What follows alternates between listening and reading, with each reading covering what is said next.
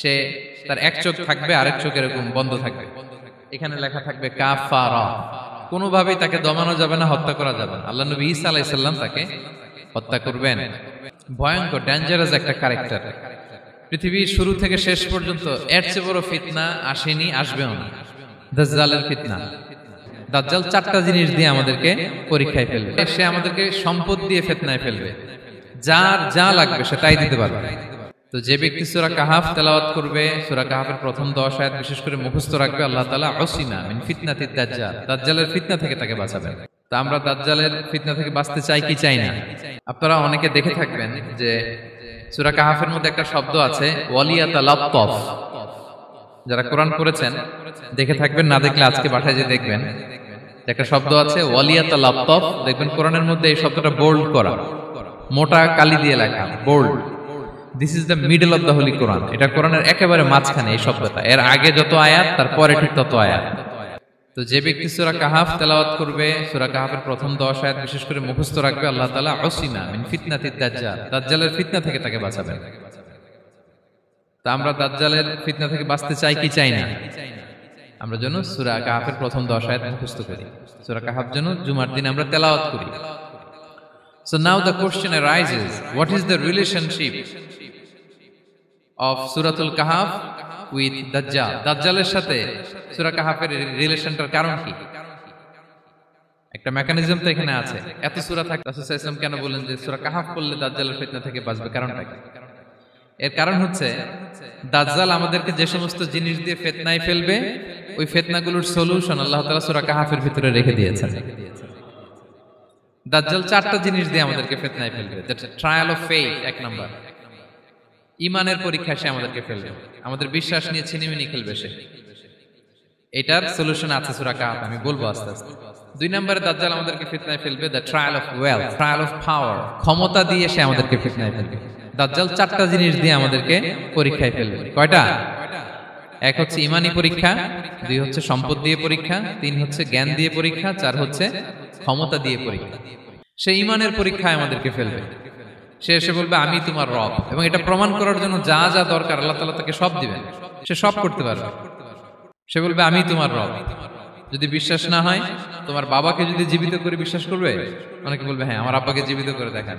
তো তার বাবাকে ঠিকই সে জীবিত করে ফেলবে। আসলে শয়তান তার বাবার সূরত নিয়ে সামনে দাঁড়াবে। আরে তাই তো, এটাই তো আমার বাবা, এটাই তো আমার দাদা। মানুষ ফিতনায় পড়ে যাবে, ঈমানের ফিতনায়। সে ভাববে আসলে এটাই বোধহয় আমার রব, এবং তাকে এত ক্ষমতা দেয়া হবে, তার ডান দিকে থাকবে জান্নাত, বাঁ দিকে জাহান্নাম। তার কাছে আল্লাহ এটা দিবে। যে তার কথা শুনবে তাকে সে জান্নাতে ঢুকাবে, কিন্তু জান্নাতে ঢুকে সে জাহান্নামের শাস্তি ভোগ করবে। এটা তার বাইরের মানুষ বুঝবে না, অ্যাপারেন্টলি এটা জান্নাত। আর যে তাকে মানবে না তাকে সে জাহান্নামে ফেলবে, কিন্তু জাহান্নামে ঢুকলেও সে জান্নাতের নাজ নেয়ামত ভোগ করবে। তাহলে এই যে ঈমানের ফিতনায় সে ফেলে দিবে আমাদেরকে। তো ঈমান কি করে বাঁচাবো, এটার সলিউশন আমি শোনাবো আপনাদের। 2 নম্বরে সে আমাদেরকে সম্পদ দিয়ে ফিতনায় ফেলবে, যার যা লাগবে সে তাই দিতে পারবে। সে যদি আকাশকে বলে আকাশ বৃষ্টি দাও, যাকে তারা মানবে ওই এলাকায় বৃষ্টি হবে, সুজলা সুফলা শস্য শ্যামলা হবে সে সমস্ত এলাকা, ফল মূলে ভর্তি হবে, বরকত আর বরকত। আর যে এলাকার লোকেরা, জনপদের লোকেরা তাকে মানবে না, সে বলবে ওখানে বৃষ্টি হবে না, হবেও না। ওখানে খরা, দুর্ভিক্ষ, মাটি ফেটে চলছে, মানুষ না খেয়ে মরবে, মহামারী, দুর্ভিক্ষ দেখা দেবে। তখন বিশ্ববাসী মনে করবে এটাই বোধহয় আমাদের রব। তার মানে সম্পদ দিয়ে ফিতনায় ফেলে দিবে। 3 নম্বর হচ্ছে নলেজ, তার জ্ঞানের কাছে গোটা বিশ্ব হার মানবে। পূর্বের পরের যত জ্ঞান আছে সব আল্লাহ তাকে দিবে। ইলমুল আউয়ালিন ওয়াল আখিরিন, এমন কোন প্রশ্ন নেই যেটা দিয়ে তাকে আটকানো যায়। যাই জিজ্ঞেস করবেন সব জানতা, সব বলে দেয়। ভবিষ্যৎবাণী বলে দিবে, বলবে আগামীকাল ওইখানে অমুক দেশে বোমা বিস্ফোরণ হবে, হবে ওইখানে, ওখানে দুর্ভিক্ষ হবে, হবে ভূমিকম্প হবে, হবে। সে যা বলবে তাই হবে। তার জ্ঞানের এই বহর দেখে মানুষ ফিতনায় পড়ে যাবে। 4 নম্বর হচ্ছে দ্য ট্রায়াল অফ পাওয়ার, ক্ষমতা। তার ক্ষমতার সামনে সবকিছু একেবারে ছিন্ন বিচ্ছিন্ন হয়ে যাবে, এত ক্ষমতা হবে তার। সে যেমনটি বলবে তেমনটি করতে হবে। বাতাসের চেয়ে দ্রুত বেগে সে এক দেশ থেকে আরেক দেশে চলে যাবে। তো তার এই সমস্ত অলৌকিক ক্ষমতা দেখে মানুষ ফিতনায় পড়ে যাবে। এবং এই ফিতনা, এই পরীক্ষার মুহূর্তগুলোতে মানুষ কিভাবে নিজেকে ধরে রাখবে তার সলিউশন আল্লাহ তাআলা সূরা কাহফে দিয়েছেন। এই 4টা ফিতনা থেকে বাঁচার জন্য আল্লাহ সূরা কাহফে 4টা ঘটনা উল্লেখ করেছেন। কয়টা? 1 নাম্বার হচ্ছে আসহাবে কাহফ, যুবকদের ঘটনা, 7 জন যুবকদের ঘটনা। ঈমান কি করে বাঁচাবেন, সলিউশন ওখানে। সম্পদের ফিতনা থেকে কিভাবে নিজেকে বাঁচাবেন, এজন্য একজন বাগানওয়ালার ঘটনা আল্লাহ সেখানে বলেছেন। জ্ঞানের ফিতনা থেকে কি করে বাঁচবেন, এজন্য আল্লাহ তাআলা মূসা আলাইহিস সালাম এবং খিজির আলাইহিস সালামের ঘটনা সেখানে উল্লেখ করেছেন। আর ক্ষমতার ফিতনা থেকে কি করে বাঁচবেন এটা বোঝানোর জন্য আল্লাহ তাআলা যুলকারনাইনের ঘটনা উল্লেখ করেছেন। 4টা ফিতনা থেকে বাঁচার জন্য কয়টা ঘটনা? 4টা ঘটনা। আমরা তাহলে একটা একটা করে ঘটনা শুনি, আমরা একটু উদ্ধার করার চেষ্টা করি যে কি কি সলিউশন আল্লাহ তাআলা আমাদের বাতলে দিলেন। 1 নম্বর হচ্ছে আসহাবে কাহফের ঘটনা। এটা 250 খ্রিস্টাব্দের সময়কালে রোমান সাম্রাজ্যের একজন বাদশা ছিল, নাম দাকিয়ানুস। প্রতাপশালী বাদশা, পৌত্তলিক, মূর্তির পূজা করে। ঈসা আলাইহিস সালাম বিদায় নিয়েছেন 250 বছর হলো। তো সব নবীর ধর্মই কিন্তু ইসলাম, যদিও আমরা নাসারা বলি, ইহুদি বলি, সব নবীদের ধর্মই কি ইসলাম। তো তিনি ছিলেন পৌত্তলিক, মূর্তির পূজা করত। আর তার এলাকায় কেউ যদি ঈসা আলাইহিস সালামের নাম নিত, আখিরাতে বিশ্বাস করত, আল্লাহ বিশ্বাস করত, তাদেরকে তারা পাথর মেরে হত্যা করত। এজন্য ভয়ে কেউ ঈসাই ধর্মে ঈমান আনতো না, মানে ইসলামে ঈমান আনতো না। এই রাজার ভয়ে সবাই মূর্তির পূজা করত। কিন্তু 7 জন যুবক ছিল, তারা স্রোতে গা ভাসিয়ে দেয়নি, স্রোতের বিপরীতে তারা ঈমান নিয়ে দাঁড়িয়েছে। তারা ঈসা আলাইহিস সালামের রেখে যাওয়া সত্য ধর্মের উপর ঈমান এনেছিল, আখিরাতে তারা বিশ্বাস করত। তো এই 7 জন যুবকের কথা ছড়াতে ছড়াতে রাজা দাকিয়ানুসের কাছে চলে যায়। উনি তো রেগে মেগে আগুন, ডেকে পাঠালো 7 জনকে। তো তাদেরকে জিজ্ঞেস করলো, তোমরা কাকে মানো? বলতেছে এক আল্লাহকে মানি। সাহসী, খুবই সাহসী। বলতেছে তুমি কি জানো তোমরা কার সামনে কথা বলতেছো? আমি তো তোমাদেরকে মৃত্যুদণ্ড দিতে পারি। তারা বলে দেন, কিন্তু আমরা সব বিসর্জন দিলেও ঈমান বিসর্জন দিতে পারবো না। সুবহানাল্লাহ। তিনি বললেন, তোমরা যুবক মানুষ, রক্ত গরম, আবেগে কথা বলতেছো, 3 দিন সময় দিলাম, যাও ঈসার নাম ভুলে যাও, আখিরাত ভুলে যাও, আল্লাহর নাম ভুলে যাও। 3 দিন পরে তোমাদেরকে আবার ইন্টারভিউ নেব। ওই দিন যদি একই কথা বলো, পাথর মেরে 7 জনকে দুনিয়া থেকে উড়িয়ে দেব। তারা চলে গেল। এবার 7 বন্ধু মিলে পরামর্শ করতে লাগলো, কি করতে পারি আমরা, এই গুণে ধরা সমাজকে আমরা কিভাবে বাঁচাবো, এই পৌত্তলিকতার ছোবল থেকে এই ইফসিস নগরীকে বাঁচাবো কি করে। নগরীটার নাম ছিল ইফসিস নগরী। বর্তমানে এটা তুরস্কের ইজমির শহরে অবস্থিত। এখনো জায়গাটা প্রত্নতাত্ত্বিকদের ওই ইয়েতে এটা সংরক্ষিত, এখনো টুরিস্টরা যায়। তো তারা বলল, আমরা ঈমান বিসর্জন দিব না, যদি আমরা ওদের কথা মেনে নেই আমরা তো মুশরিক হয়ে গেলাম। চলো আমরা এক কাজ করি, আমরা এলাকা ছেড়ে দিই। এই 7 যুবক আল্লাহর উপর ভরসা করে তারা বাড়ি ঘর, আত্মীয় স্বজন সব ছেড়ে দিয়ে, লোকালয় ছেড়ে দূরে একটা পাহাড়ের ভেতরে আশ্রয় নিল। পাহাড়ের ভেতরে একটা গুহা ছিল, এই গুহা কি আরবিতে বলে আল কাহাফ। কি বলে? এই সূরার নাম কি? সূরাতুল কাহাফ। তো তাদের সাথে সাথে একটা কুকুরও যাচ্ছিল। তারা বারবার তাড়িয়ে দেওয়ার চেষ্টা করতেছিল কুকুরটাকে, যাতে না যায়, কিন্তু কুকুর শুধু কান্না করে তাদের সাথে যাওয়ার জন্য, ঘেউ ঘেউ করতেছিল। এই কুকুরটাকেও সাথে নিল। ভালো মানুষদের সাথে থাকলে কি হয় দেখেন, এই কুকুরের কথা, যেহেতু 7 জন ইমানদারের সাথে একটা কুকুর ছিল, এই কুকুরের কথা আল্লাহ সূরাতুল কাহাফে উল্লেখ করে দিয়েছেন। ওয়া কালবুহুম বাসিতুন যিরাআইহি বিল ওয়াসিল।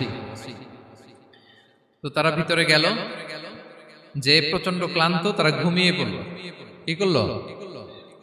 এই এক ঘুমে আল্লাহ 309 বছর কাটায় দিলেন। কয়শো 9 বছর? 9 বছর ঘুম, সব ঘুম, প্রচন্ড ঘুম, ঘুম যেন আর কাটে না। 309 বছর পরে এরা জাগলো। এখন খুব ক্ষুধা, ঘুমে আর মোর ভাঙতেছে। আর একজন জিজ্ঞেস করতেছে, কি লম্বা সময় ঘুম দিলাম কোথায় আমরা? একজন বলতেছে, হ্যাঁ মনে সারাদিনই ঘুমাইছি আমরা। আরেকজন বলতেছে, না না সারাদিন না, দিনের কিছু অংশ হয়তো ঘুমাইছি। আসলে কয় বছর ঘুমাইছে? 309 বছর। তো এদিকে সভ্যতার তো চেঞ্জ। এখানে ওই দাকিয়ানুস মরে, এর ছেলে মরে, এর নাতি মরে, পুতি মরে, এখন 6ষ্ঠ নম্বর রাজা আসছে। প্রজন্মের পর প্রজন্ম তো শেষ। 309 বছরে কমপক্ষে 4-5টা জেনারেশন চেঞ্জ হবে। তো জেনারেশন চেঞ্জ হয়ে, এলাকা চেঞ্জ হয়ে, তারা যে স্বপ্ন দেখেছিল এই ইফসিস নগরীতে কালিমার পতাকা উঠবে, তাদের স্বপ্ন আল্লাহ বাস্তবায়ন করেছেন। 309 বছরের ব্যবধানে এই এলাকার সবাই মুসলিম হয়ে গেছে। আল্লাহ চাইছিলেন ওদেরকে দেখাবে এটা, ওদের স্বপ্নটা যে বাস্তবায়ন হয়েছে এটা দেখাবে। তো ঘুম থেকে উঠছে, একজনকে তারা বললো যে লুকায় লুকায় চাদর মুড়ি দিয়ে কিছু রুটি নিয়ে আসো বাজার থেকে, যাতে তোমাকে না চিনে। চাদর মুড়ি দিয়ে যাও। কিছু পয়সা ছিল, মুদ্রা দিয়ে দিস। তো সে যে যখন দোকানদারের কাছ থেকে রুটি নিয়ে আর মুদ্রা দিছে, দোকানদার বলে এই মুদ্রা কোথা থেকে আসলো? তো রুটিওয়ালা বলে তুমি বর্তমান সময়ের মুদ্রা দাও, এটা দিচ্ছ কেন? বলতেছে এটা তো বর্তমান সময়ের মুদ্রা। বলতেছে এই যে মুদ্রার মধ্যে দেখো কোন সালের সিল দেওয়া, এটা তো শত শত বছর আগে। বলতেছে কি বলে শত বছর আগে? আমি তো আজকে সকালেই বাজার করলাম, ওই বাজার করে যে টাকাগুলো ছিল ওইটাই তো পকেটে। বলতেছে বলে কি, নিশ্চয়ই তুমি গুপ্তধনের সন্ধান পেয়েছো, হিডেন ট্রেজার। বলো, মানে তার সাথে এদের কথাবার্তা কিছু মিলতেছে না। পরে তাকে ধরে ওই সময়কার রাজার কাছে নিয়ে গেছে। ওই রাজা আবার মুসলিম, সবাই মুসলিম তখন। সে যা বলে এরাও কেউ বিশ্বাস করে না, এরাও যা বলে এও বিশ্বাস করে না। আর এলাকায় এর বাড়িঘর আসবে কোত্থেকে? এর নাতি পুতি যা আছে 5-6 পুরুষ তো মরে সবাই কবরে। তখন তার কথা শুনে সবাই অবাক। তো এটা মিলানোর জন্য তারা 309 বছর আগের দাকিয়ানুস বাদশার সরকারি যে নথিপত্র, ওই পুরাতন ছিঁড়া নথিপত্র তারা বের করলো। বের করে দেখে ঠিকই দাকিয়ানুস নামে এক বাদশা ছিল, আর অনেক শত শত বছর আগে মোস্ট ওয়ান্টেড 7 জন যুবক ছিল, যাদের ব্যাপারে এক্সিকিউশনের অর্ডার ছিল। এখন দেখে তারা অবাক। লম্বা ঘটনা আমি খুব শর্ট করে বলতেছি। পরে সবাই মিলে তাকে সহ ওই গুহায় গেল। গুহায় যাওয়ার পরে সে বাকিদেরকে ডাকতে গুহার ভিতরে ঢুকলো। আল্লাহ তাআলা 7 জনকে ওইখানে মৃত্যু দিয়ে দিলেন। চিরকালের জন্য এই 7 জন ঘুমায় পড়লো। আর এলাকাবাসী রাজা সহ ওইখানে তারা একটা মসজিদ নির্মাণ করলো। This is the story of আসহাবে কাহাফ। তো এলাকাবাসী যদিও মুসলিম হয়েছিল, কিন্তু আখিরাতের ব্যাপারে তাদের একটা সন্দেহ ছিল যে আসলে মানুষ মরার পরে কি আবার জীবিত হবে? মৃত্যুবরণ করার পরে আবার মানুষ জীবিত হবে? তাদের মনের মধ্যে একটা সন্দেহ ছিল যে আসলে মারা গেলে মানুষ আবার উঠতে পারে। তাদের এই সন্দেহ দূর করার জন্য আল্লাহ তাআলা এই 7 জনকে 309 বছর ঘুম পাড়িয়ে আবার জীবিত করলেন। সুবহানাল্লাহ বিহামদিহি। তাহলে ঈমান কিভাবে বাঁচাতে হয়, এটার প্রেরণা আমরা এই 7 যুবকের কাছ থেকে পাই। এখানে যেটা আমরা শিখি প্রিয় ভাইরা, 1 নম্বর লেসন হচ্ছে আমাদের গুড কোম্পানি লাগবে, রাইটাস পিপল, মানে আমাদের সার্কেলটা ভালো হইতে হবে। তাদের 7 জনের সার্কেলটা খুব ভালো ছিল, ফলে তারা বিপথে যায় নাই এবং তারা এমন শক্ত সিদ্ধান্ত নিয়েছে যে আল্লাহ তাআলা সেটাতে বরকত দিয়েছেন, গোটা সমাজকে আল্লাহ তাআলা চেঞ্জ করে দিয়েছেন। এটা হচ্ছে 1 নম্বর লেসন। আপনি ঈমান বাঁচাতে হলে আপনার সার্কেল ভালো লাগবে। খুঁজবেন যে এলাকায় যাবেন ওখানে নামাজি সার্কেল কারা আছে, ওখানে জ্ঞানী গুণী সার্কেল কারা আছে, ওখানে ভালো কাজ করতে চায়, একে অপরকে সহযোগিতা করে, কল্যাণের পথের যাত্রী কারা আছে খুঁজতে হবে আপনাকে। খুঁজে ওই সার্কেলে আপনি যুক্ত হবে, তাইলে ঈমান বাঁচানো যাবে। ক্লিয়ার? 2 নাম্বার হচ্ছে conflict between believers and disbelievers it's universal. সত্য মিথ্যার লড়াই এটা চিরন্তন, আজীবন থাকবে। এটা ওনাদেরও ছিল, এখনো আমাদের লড়াই করে যেতে হচ্ছে, আমাদের ভবিষ্যৎ প্রজন্মও করবে। এই লড়াইটা আমরা করে যেতে চাই। কি বলেন? হ্যাঁ, থামা যাবে না? আমরা থামতে আসি নাই, আমরা এই লড়াইটা করে যাব। আমরা সত্যের কথা বলেই যাব ইনশাআল্লাহ। বলেন। 3 নাম্বার হচ্ছে যে লেসনটা আমরা পাই, অনেকগুলো লেসন, আমি খুব প্রেসাইজলি বলতেছি। যুবকরা চাইলে একটা সমাজকে পাল্টে দিতে পারে। এই পৃথিবীতে যত বড় বড় বিপ্লব হয়েছে এগুলো যুবকরা এনেছে। তারা হচ্ছে সভ্যতা গড়ার কারিগর। আসহাবে কাহাফ আমাদের এই সময়ের নওজওয়ানদের জন্য প্রেরণা। তারা আমাদের জন্য প্রেরণার বাতিঘর। তারা যেমনি ঈমানকে রক্ষা করেছে, আমাদের যুবকরা চাইলেও তাদের ঈমানি চেতনাতে স্পিরিট দিয়ে সমাজটাকে পাল্টে দিতে পারে। কি বলেন? 2 নাম্বার ছিল সম্পদের ফিতনা, কিভাবে বাঁচবেন। আসহাবে কাহাফের পরে সূরা কাহাফে আল্লাহ তাআলা একজন বাগানওয়ালার ঘটনা বলেছে। 2 জন বন্ধু, একজন একটু গরিব, সে বিশ্বাসী, আরেকজন ধনী, সে অবিশ্বাসী। তাকে আল্লাহ তাআলা বিশাল বড় খেজুরের বাগান আর আঙ্গুরের বাগান দিয়েছেন, বিশাল বড়, অনেক বড় বিজনেস ম্যাগনেট। তো এই সম্পদের অহংকার সে করত। সে প্রায় তার গরিব বন্ধুকে বলতো যে তোর চেয়ে আমার সম্পদও বেশি, সন্তানও বেশি, জনবল বেশি, লোকবল বেশি, অর্থবল বেশি, সব বেশি। অহংকারে তার পা মাটিতে পড়তো না। আর সে আখিরাতে অবিশ্বাস করত এবং সে বলতো যে এই সম্পদ আমারে বাঁচাবে, চিরকাল আমাকে স্মরণীয় করে রাখবে, এই সম্পদ কোনোদিন যাবে না।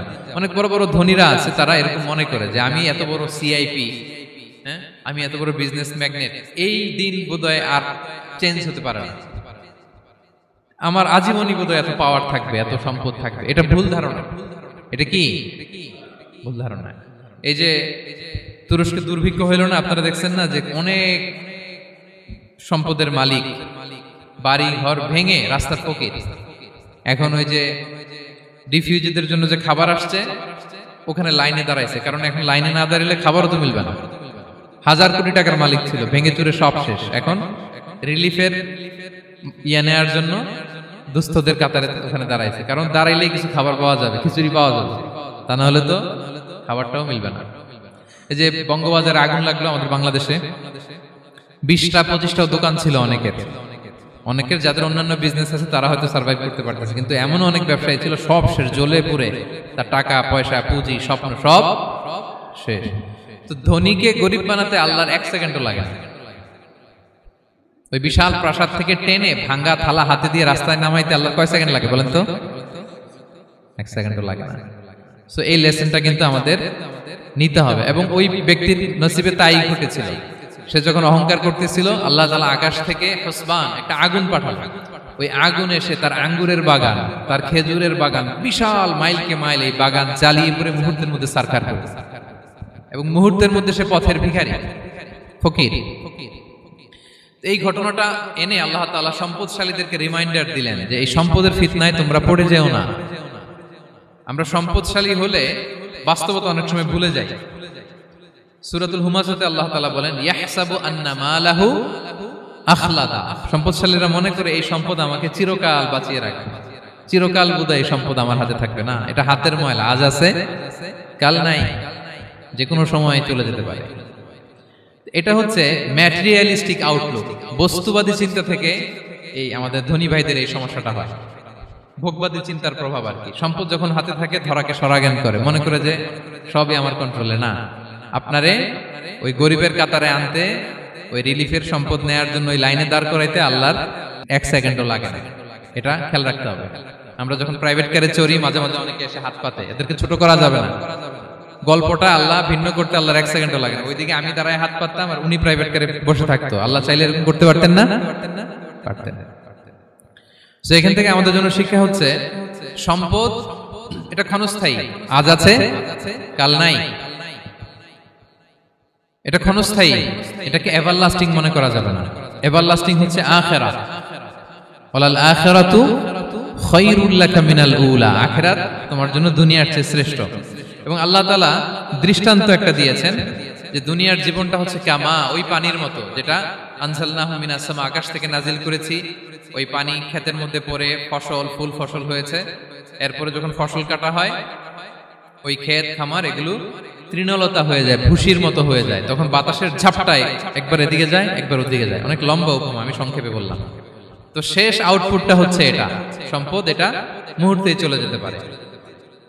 সম্পদ উপার্জন জায়েজ আছে, মুসলিমরা সম্পদ উপার্জন করতে পারবে, কোনো অসুবিধা নাই।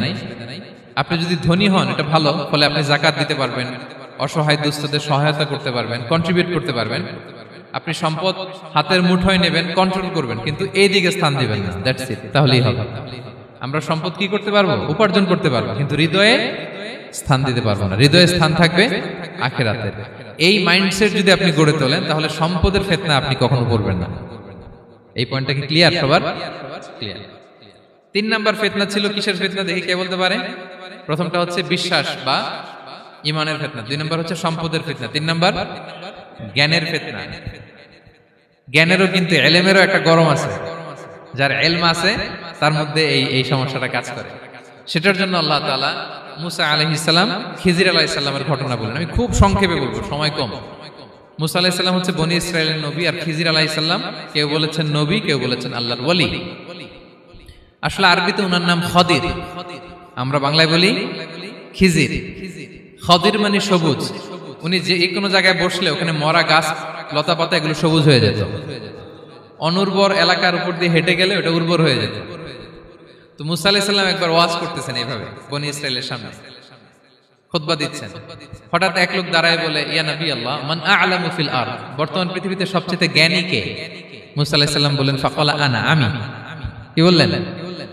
উনি আসলে ভুল কিছু বলেন নাই, কারণ প্রত্যেক জামানার নবীকেই আল্লাহ তাআলা সবচেয়ে বেশি জ্ঞান দিয়ে পাঠান, কারণ তার কাছে ওহীর জ্ঞান আসে, অদৃশ্যের খবর আসে, ইলমুল গায়ব আসে। কিন্তু এই উত্তরটা আল্লাহ তাআলার পছন্দ হয় না। আল্লাহ তাআলা চাচ্ছিলেন মুসা যদি বলতো আল্লাহ তাআলাই জানে কে জ্ঞানী বা আল্লাহই সবচেয়ে জ্ঞানী, এরকম হলে ভালো হতো। কিন্তু মুসা আলাইহিস সালাম কি বলছে? আমি। একজন প্রশ্ন করলো সবচেয়ে বড় জ্ঞানী কে, উনি কি বললেন? আমি। এই যে আমি এটাতে ঝামেলা আছে। আমি বড়, আমি জানি, আমি সব, দিস ইজ প্রবলেমেটিক। আল্লাহ এটা পছন্দ করলেন না। আল্লাহ তাআলা মুসা আলাইহিস সালামকে বললেন, মুসা তুমি যে বলছো তুমি জ্ঞানী, না তুমি জ্ঞানী না, তোমার চেয়ে বড় জ্ঞানী আছে। মুসা আলাইহিস সালাম বলে তাই নাকি, আমার চেয়ে বড় জ্ঞানী কে? তো আল্লাহ তাআলা বললেন, ইযহাব ইলা মাজমাইল বাহরাইন, দুই সাগর বা দুই নদীর মিলনস্থলে যাও, ওখানে আমার এক বান্দা আছে তোমার চেয়েও জ্ঞানী। মুসা আলাইহিস সালাম বললেন তাই নাকি? তো আল্লাহ আমি কিভাবে চিনি উনি কোথায় থাকে, কিভাবে বুঝবো? আল্লাহ বললেন একটা বড় মাছ নাও, এটাকে ফ্রাই করো, এটাকে ফ্রাই করে একটা ঝুড়ির ভেতরে নাও, যেখানে এই মাছটা সাগরে ঢুকে যাবে ওখানে আমার বান্দাকে পাবে। তো উনি ওনার সহযোগী ইউশা ইবনে নুনকে নিয়ে হাঁটতে লাগলেন। হাঁটতে হাঁটতে এক জায়গায় ক্লান্ত হয়ে পাথরের পাশে বিশ্রাম নিলেন। ওই পাথর থেকে আবার এক ধরনের পানি বের হয়, এই পানিটারে বলে আবে হায়াতের পানি, মা উল হায়াত, জীবন নদীর পানি। এই পানি কোনো মৃত প্রাণী বা বস্তুর গায়ে লাগলে ওটা জীবিত হয়ে যায়।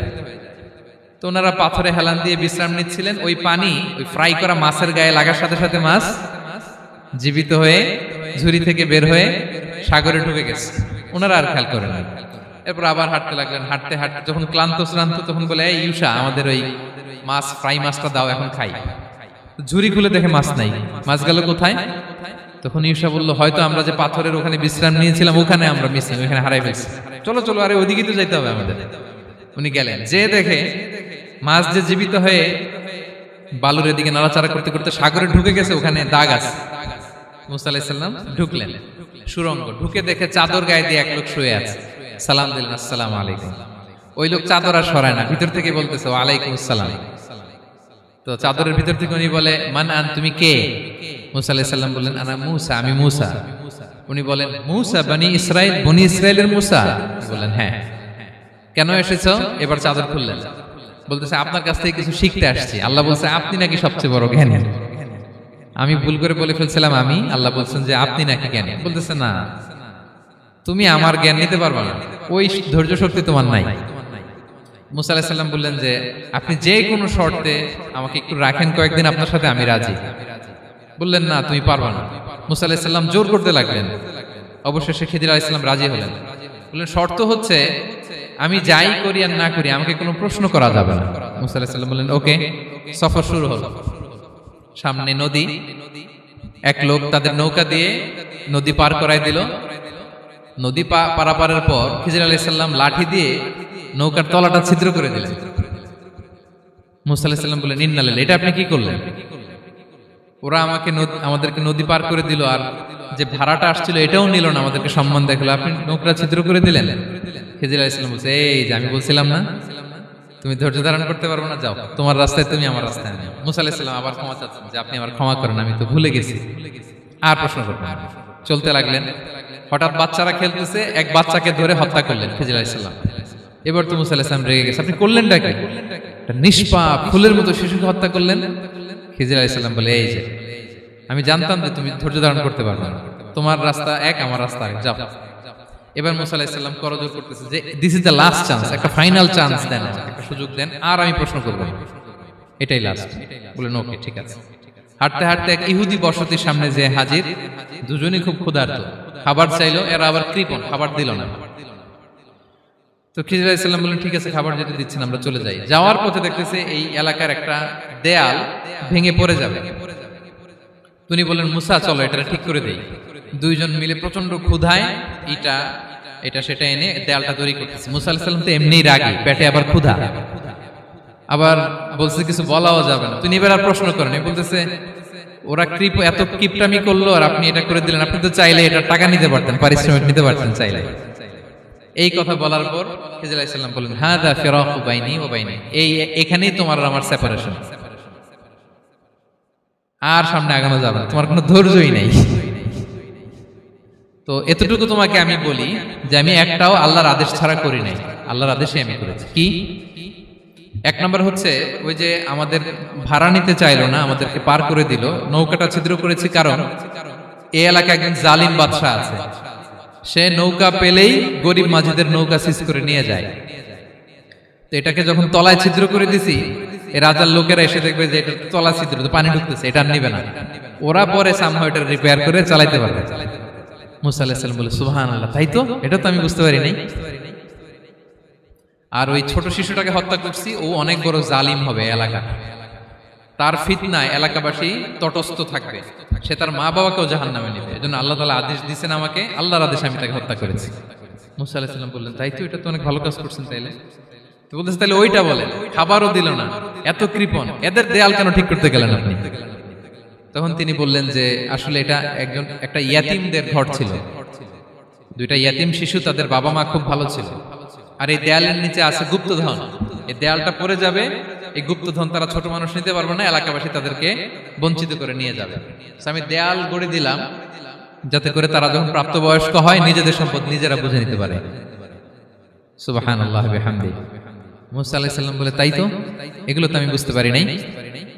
তো এই ছিল খুব সংক্ষিপ্ত পরিসরে মুসা আলাইহিস সালাম খিজির আলাইহিস সালামের ঘটনা। তো রাসূল সাল্লাল্লাহু আলাইহি ওয়াসাল্লাম বুখারীতে একটা চমৎকার কথা বলেছেন, তিনি বলেছিলেন ওয়াদিদনা আন্না মুসা সাবার হাত্তা ইউকাসা আলাইনা মিন আমরিহিমা। রাসূল সাল্লাল্লাহু আলাইহি ওয়াসাল্লাম বলেছিলেন ইস, আমার ভাই মুসা যদি আরেকটু ধৈর্য ধরতো তাহলে আরো কিছু অজানা তথ্য আমরা জানতে পারতাম। এখান থেকে, এই ঘটনা থেকে আমরা কি শিখলাম? প্রথম যেটা আমরা শিখলাম, জ্ঞান নিয়ে বড়াই করতে নেই, ঠিক কিনা? জানার কোনো শেষ নেই, জাননেওয়ালার উপরও জাননেওয়ালা আছে, জ্ঞানীর উপরও জ্ঞানী আছে। আপনি কিছু জেনেই মনে করবেন না আমি সব জানি, আপনার চাইতেও বেশি জ্ঞানী অনেকে আছে। অনেক সময় বক্তার চাইতেও শ্রোতারা অনেক জ্ঞানী। হয়তো এখানে এমন অনেক জ্ঞানী লোক আছে যার ধারে কাছেও আমরা কেউ নেই, হতে পারে। সো আমি সব জানি, এটা ভুল, এটা শয়তান বলে। এটা কে বলে? শয়তান বলে। আবু নাওয়াস একটা কবিতা লিখেছেন, ওয়াকুল লিমান ইয়াদঈ ফিল ইলমি ফালসাফাতান হাবাসতা শাইআন ওয়া গাবাত আনকা আশিয়াউ। কেউ যদি বলে আমি সব জানি, তুমি তাকে বৃদ্ধাঙ্গুলি দেখিয়ে বলো আপনি কিছুই জানেন না, আপনি অল্প কিছু জেনেছেন, জানার এখনো অনেক বাকি। তাহলে মুসা আলাইহিস সালামের এই ঘটনা জিজ্ঞেস করা হলো কে জ্ঞানী, উনি বললেন আমি জ্ঞানী। এরকম কি আমরা কখনো বলবো? না। সবচাইতে বড় জ্ঞানী কে? ওয়া ফাওকা কুল্লি যী ইলমিন আলিম। সবচাইতে বড় জ্ঞানী আল্লাহ তাআলা। সো জ্ঞান নিয়ে আমরা অহংকার করব না। দুই নম্বর যে শিক্ষাটা আমরা পাই, ওই যে নৌকা দিয়ে পারাপার হচ্ছিল, তখন একটা চড়ুই পাখি এসে সাগরের মধ্যে মুখ দিয়েছিল। তো খিজির আলাইহিস সালাম বললেন মুসা, তুমি কি চড়ুই পাখিটা দেখতে পাচ্ছ? হ্যাঁ দেখতে পাচ্ছি। চড়ুই পাখিটা যে সাগরে মুখ দিলে দেখতে পাচ্ছ? হ্যাঁ দেখতে পাচ্ছি। তখন খিজির আলাইহিস সালাম বললেন চড়ুই পাখিটা সাগরে মুখ দিয়ে পানি খাওয়ার পরে চড়ুই পাখির ঠোঁটে বা চঞ্চুতে যতটুকু পানি লেগে আছে, এই পানিটা হচ্ছে তোমার, আমার এবং মহাবিশ্বের আমাদের সকলের জ্ঞান। আর এই মহাসাগরের সকল পানি হচ্ছে আল্লাহ তাআলার জ্ঞান। আল্লাহ তাআলা বলেছেন ওমা উতিতুম মিনাল ইলমি ইল্লা কালিলা। আমি তোমাদেরকে একেবারে অল্প জ্ঞান দিয়েছি, একেবারে অল্প।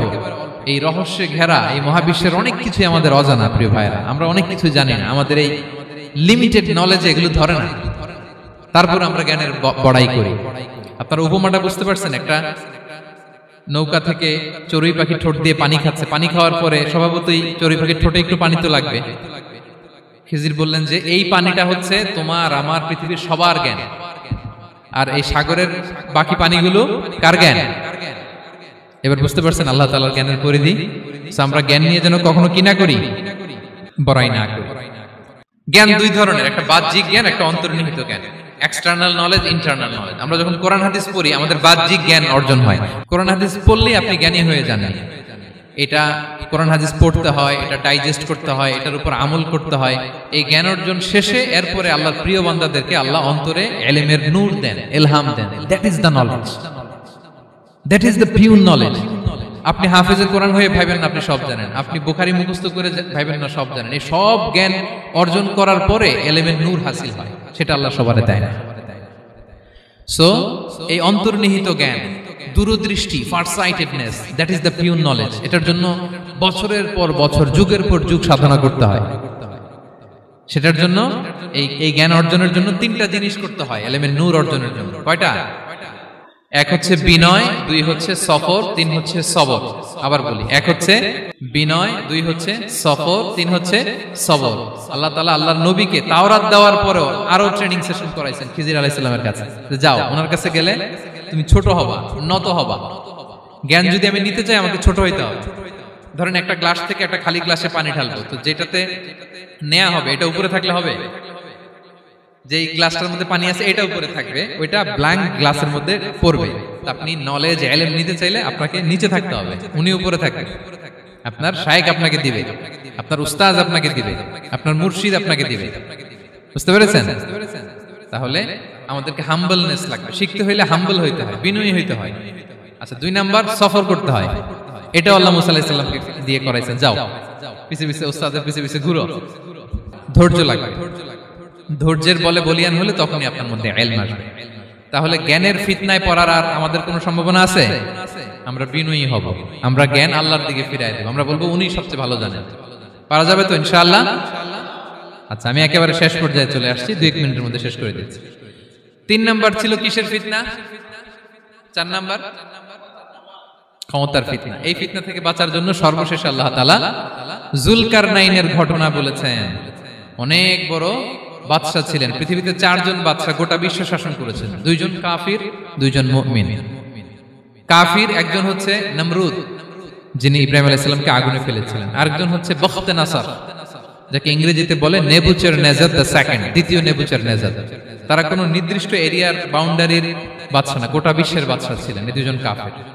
আর 2 জন বাদশা ছিলেন গোটা বিশ্বকে শাসন করেছেন, তারা ছিলেন মুমিন। একজন হচ্ছে সুলাইমান আলাইহিস সালাম, আল্লাহর নবী। আরেকজন হচ্ছে যুলকারনাইন, গোটা বিশ্ব শাসন করেছেন, প্রাচ্য থেকে পাশ্চাত্য সব জায়গায় তিনি গিয়েছেন, ইসলামের বাণী প্রচার করেছেন, জালিমদেরকে শায়েস্তা করেছেন। তো এরকম দিক বিদিক তিনি জয় করতেছিলেন। অনেকে যুলকারনাইনকে আলেকজান্ডার দ্য গ্রেটের সাথে গুলিয়ে ফেলে না। ম্যাসিডোনিয়াতে যে আলেকজান্ডার দ্য গ্রেট ছিল, উনি আর যুলকারনাইন এক নন। যুলকারনাইন হচ্ছে আল্লাহ তাআলার প্রিয় একজন বান্দা, অনেক বড় সাহসী বীর পুরুষ ছিলেন, গোটা বিশ্বে ইসলাম প্রচার করেছেন। করতে করতে করতে করতে অনেক বড় ঘটনা, আমি সব শেষের ঘটনাটা বলি। উনি জর্জিয়া, বর্তমান যে জর্জিয়ার তিবলিসি এরিয়া, এখানে এসে একটা এলাকার সন্ধান পেলেন, যারা ওনাকে এসে বলল যে এখানে একটা জঙ্গলি গ্রুপ আছে যাদের নাম ইয়াজুজ মাজুজ, তারা এসে আমাদের উপর হামলা করে। হে যুলকারনাইন, আমরা আপনাকে ট্যাক্স কালেক্ট করে দিচ্ছি, আপনি তাদের মাঝে আর আমাদের মাঝে একটা প্রাচীর তৈরি করে দেন। আপনারা ইয়াজুজ মাজুজের নাম শুনেছেন না? ইংরেজিতে বলে গগ ম্যাগগ। নূহ আলাইহিস সালামের 4 সন্তান ছিল, হাম, সাম, ইয়াফাস, কানাআন। এই ইয়াফাসের বংশধর হচ্ছে ইয়াজুজ মাজুজ, জঙ্গলি, হাজার হাজার শুধু বংশ বিস্তার করে। তারা এসে লোকালয়ে মানুষের উপর আক্রমণ করে, তাদের গবাদি পশু এগুলো ছিনিয়ে নেয়, ফলমূল খেয়ে ফেলে। তো যুলকারনাইন বাদশার কাছে যখন বিচার দেওয়া হলো, উনি বললেন ঠিক আছে, তোমাদের ট্যাক্স দেয়া লাগবে না, তোমরা শারীরিক পরিশ্রম করে আমাকে সাহায্য করো। তো উনি বর্তমানে হচ্ছে এক পাশে কৃষ্ণ সাগর, ব্ল্যাক সি, আরেকদিকে কাস্পিয়ান হ্রদ বা কাস্পিয়ান সাগর, এর মাঝখানে 1200 কিলোমিটার লম্বা মাউন্টেন রেঞ্জ, পাহাড়ি এরিয়া। আপনারা গুগলে দেখবেন। এইখানে 2 পাহাড়ের মাঝখানে ফাঁকা জায়গায় তিনি বড় বড় লোহার পাত প্রথিত করলেন, গেড়ে দিলেন। এরপরে তামা, সীসা গালিয়ে বিশাল একটা ওয়াল তৈরি করলেন।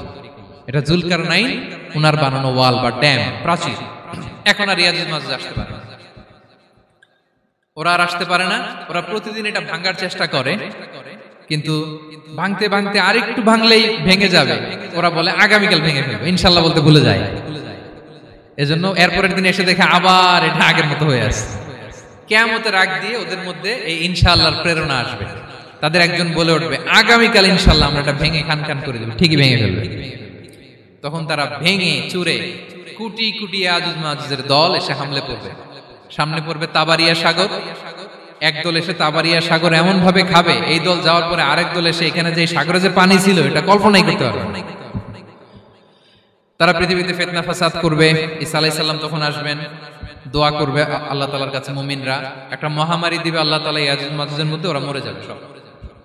এরপর বিশাল এক পাখি এসে তাদেরকে আল্লাহর মর্জি মাফিক এমন এক জায়গায় ফেলে আসবে, কেউ জানবে না। তো তারা যে পচে গলে মাটির সাথে মিশেছিল, এই গলিত লাশ থেকে মাটি খুব উর্বর হয়ে যাবে। এরপর আল্লাহ তাআলা পৃথিবীর মধ্যে বারাকা দিবেন। কিছু রোপণ করলে তাড়াতাড়ি ফুলে ফেপে বড় বড় ফলমূল হচ্ছে। তো এটা কিয়ামতের আলামতের অন্য কোনো আলোচনায় হয়তো আমরা বলবো। তো জুলকারনাইন তিনি বিশাল এখানে প্রাচীর তৈরি করে দিয়েছিলেন এবং প্রাচীর তৈরি করে দিয়ে তাদেরকে বলেছিলেন যে যতদিন আল্লাহ তাআলা চাইবেন এটা থাকবে এবং যেদিন আল্লাহ তাআলার আদেশ আসবে এটা ভেঙে খান খান হয়ে যাবে। তার মানে দেখেন এত পাওয়ারফুল, এত শক্তিশালী, এত ক্ষমতাধর হওয়ার পরেও তিনি তার ক্ষমতাকে কার দিকে ফিরিয়ে দিয়েছেন? যে আল্লাহ যতদিন চাইবে এই প্রাচীর টিকে থাকবে, যেদিনই আল্লাহ তাআলার আদেশ আসবে এই প্রাচীর ভেঙে খান খান হয়ে যাবে। সো আমরা ক্ষমতার দেখা পেলে, চেয়ার একটা পেলে আমরা যেন জালিম হয়ে না উঠি, এটা হচ্ছে এখান থেকে শিক্ষা। আমরা যেন জুলুম না করি। উনি সম্পদের মালিক ছিলেন, ক্ষমতার মালিক ছিলেন, কিন্তু উনি যে আল্লাহর বান্দা এটা ভুলে যান নাই। আমরা যখন ক্ষমতাশীল হই, আমরা যখন প্রধানমন্ত্রী হই, আমরা যখন প্রেসিডেন্ট হই, আমরা যখন পাওয়ারফুল হই, আমাদের সবচেয়ে বড় পরিচয় যে আমরা আব্দুল্লাহ, আল্লাহর গোলাম, এটা আমরা ভুলে যাই। আমাদের আসল পরিচয় কি? আমরা আল্লাহর গোলাম। আমরা যে আল্লাহর গোলাম, এই চিন্তাটা, এই সেন্সটা যদি আমাদের মাথায় থাকে তাহলে ক্ষমতা আমাদেরকে দাম্ভিক বানাতে পারে না, আর ওই ক্ষমতা আমাদেরকে ফিতনায়ও ফেলবে না। তাহলে সম্মানিত সুধী, দাজ্জাল কয়টা জিনিস দিয়ে আমাদেরকে ফিতনায় ফেলবে? চারটা। দ্য ট্রায়াল অফ ফেইথ, ইমানের পরীক্ষা; দ্য ট্রায়াল অফ ওয়েলথ, সম্পদ দিয়ে পরীক্ষা; দ্য ট্রায়াল অফ নলেজ, জ্ঞানের পরীক্ষা; দ্য ট্রায়াল অফ পাওয়ার, ক্ষমতার পরীক্ষা। আর ইমানের পরীক্ষায় উত্তরণের জন্য আল্লাহ তাআলা আমাদেরকে এই সূরায় আসহাবে কাহফের ঘটনা শুনিয়েছেন, যে 7 জন যুবক তারা তাদের ইমানকে হেফাজত করেছিল। সম্পদের ফিতনা থেকে বাঁচানোর জন্য আল্লাহ তাআলা আমাদেরকে এক বাগানওয়ালার কাহিনী জানিয়েছেন, যে সম্পদ পেয়ে তোমরা দাম্ভিক হয়ে যাও না, এটা আজ আছে কাল থাকবে না। জ্ঞানের পরীক্ষা থেকে আমাদের মুক্তির জন্য আল্লাহ তাআলা অনেক বড় করে আল্লাহ নবী মুসা আলাইহিস সালাম এবং খিজির আলাইহিস সালামের ঘটনা শুনিয়েছেন, আমাদের বুঝিয়েছেন যে আমাদেরকে বিনয়ী হতে হবে, জ্ঞানের জন্য সফর করতে হবে এবং সবর করতে হবে। সবশেষে আল্লাহ তাআলা ক্ষমতার ফিতনা থেকে বাঁচানোর জন্য ক্ষমতাধর, আমরা তো একটা দেশের মালিক হই এখন, অমুক দেশের প্রেসিডেন্ট, অমুক দেশের প্রধানমন্ত্রী, উনি গোটা বিশ্বের প্রতাপশালী রাজা ছিলেন জুলকারনাইন। তারপরেও উনি যে আব্দুল্লাহ, উনি যে আল্লাহর গোলাম, এটা তিনি ভুলে যাননি। তাহলে এইভাবে যদি আমরা এই ফিতনাগুলো থেকে বাঁচার চেষ্টা করি তাহলে এই ফিতনা থেকে আমরা বেঁচে থাকতে পারবো, এবং দাজ্জাল যদি এই মুহূর্তেও আসে সে আমাদেরকে বিভ্রান্ত করতে পারবে না। পারবে? পারবে না ইনশাআল্লাহ। ইনশাআল্লাহ বলেন।